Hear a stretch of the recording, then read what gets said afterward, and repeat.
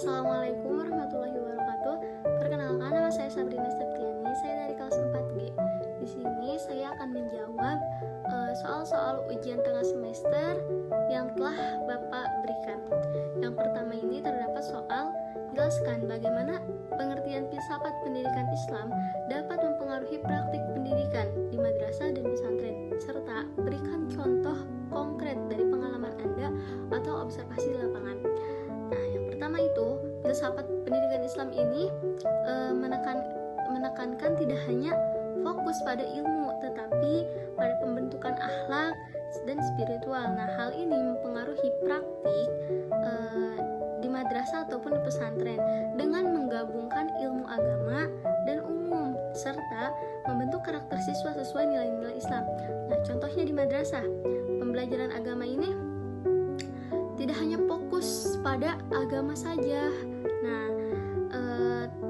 tetapi juga diterapkan dalam praktiknya. Contohnya misalnya sedang menerangkan pembelajaran adab atau akhlak. Nah, praktiknya bagaimana kita jika bertemu dengan teman di kelas ataupun bertemu dengan seorang guru ataupun seorang dosen di kampus, adab yang baik, etika yang baik maupun akhlak yang baik yang harus kita terapkan itu bagaimana? Contohnya ketika kita bertemu dengan teman kita di kelas, kita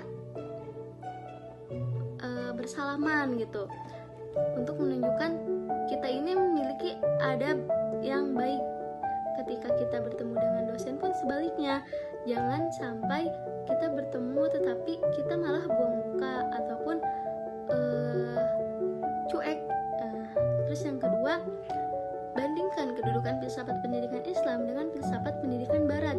Nah, apa saja kelebihan dan kekurangan masing-masing dalam konteks pendidikan di Indonesia? Yang kedua ini, filsafat pendidikan Islam ini tujuannya untuk membentuk individu yang seimbang antara ilmu dunia dan ilmu agama. Nah, serta mengutamakan akhlak dan spiritual. Kelebihannya itu apa? Kelebihannya itu menghasilkan individu yang berkarakter dan taat agama. Tapi kekurangannya juga itu kurang fokus pada keterampilan praktis dan teknologi. Jadi si anak ini pasti lebih menekankan mata pembelajaran agama Islam, sedangkan yang lainnya ini kurang. Nah, lalu yang kedua, filsafat pendidikan Barat. Nah, tujuannya itu untuk apa? Untuk mengembangkan pemikiran kritis dan keterampilan praktis.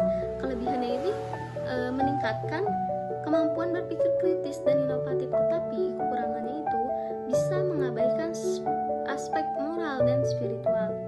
Nah, lalu yang ketiga, jelaskan kerangka kerja yang menggambarkan ruang lingkup filsafat pendidikan Islam. Nah, serta elemen-elemen penting yang harus dipertimbangkan dalam pengembangan kurikulum pendidikan Islam. Yaitu terdapat 4 ya. Yang pertama itu ada tujuan, yang kedua itu ada pandangan tentang manusia, yang ketiga itu ada metode penelitian, dan yang keempat itu ada sistem pendidikan. Lalu yang keempat, dalam konteks modernisasi pendidikan Islam, bagaimana Anda dapat menerapkan prinsip-prinsip filsafat pendidikan Islam untuk mengatasi tantangan yang dihadapi oleh lembaga pendidikan Islam saat ini. Nah, yang keempat ini ada pendidikan karakter dan akhlak. Apa itu tantangannya? Tantangannya itu kurangnya pembentukan karakter yang baik pada sebagian siswa. Nah, dari kasus tersebut itu solusinya itu bagaimana? Solusinya itu bisa dengan memperkuat pendidikan karakter, misalnya yang berlandasan ajaran ajaran Islam dalam setiap aspek kehidupan. Nah, baik di sekolah maupun di luar sekolah, seperti melalui kegiatan, bisa juga dengan ekstrakurikuler, nah, yang mengajarkan nilai-nilai moral dan sosial. Lalu yang kelima, jelaskan urgensi dan fungsi filsafat pendidikan Islam dalam membentuk karakter siswa. Nah, bagaimana hal ini dapat berkontribusi pada pembentukan masyarakat yang lebih baik. Yang kelima ini, filsafat itu penting untuk apa? Untuk membentuk karakter siswa agar memiliki perilaku yang baik sesuai ajaran Islam. Nah, contohnya itu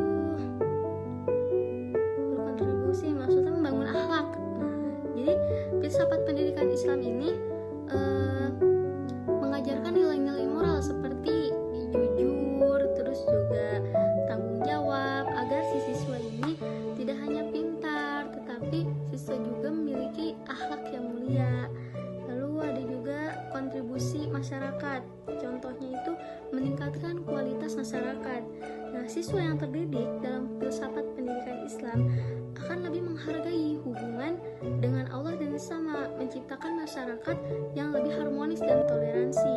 Lalu yang keenam, tinjau pendekatan studi filsafat pendidikan Islam yang ada saat ini. Nah, apa saja pendekatan yang paling efektif dalam meningkatkan kualitas pendidikan Islam dan mengapa?